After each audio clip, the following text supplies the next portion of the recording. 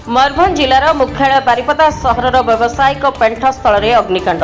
एठारे थिबा के एंटरप्राइजेस रे अग्निकांड। तेबे आज सकाळू सकाळू एभली एक अप्रत्याशित घटना सामना को आछि। एही समय अनेक लोक बिछड़ा छाड़ी नथिबा बेले एही घटना स्थानीय लोकंकु जेतिकी विचलित करितिला ताठारु अधिक आतंकित करि देइतिला भली स्थिति देखा मिली। सूचना अनुसार बिल्डिंग भितर अनर्गल धुआ बाहरुवा एक पड़ोशी परिवार देखा पाई व्यस्त विब्रत हो पड़ते। सौभाग्य को सही समय स्थानीय जनक व्यक्ति सही रास्तार जाऊा बेले दंपति भयातुर अवस्था देखि अटकी कारण जानवा चेष्टा करते। तेज घटना शुणी संगे संगे टाटा पावर सह जोगाजोग करी प्रथमे विद्युत सरबराह विच्छिन्न कराइबा सह दमकल बाहिनी को खबर देते।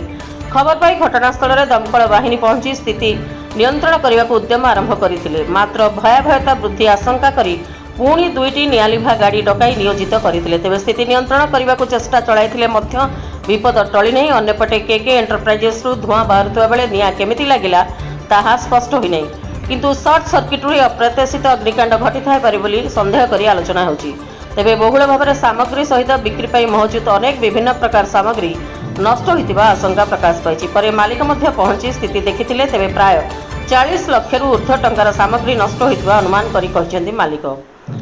सेहीपरि निआं को आयत्त करथिले सुद्धा संपूर्ण नियंत्रण पाई उद्यम जारी रखिछि दमकल बाहिनी।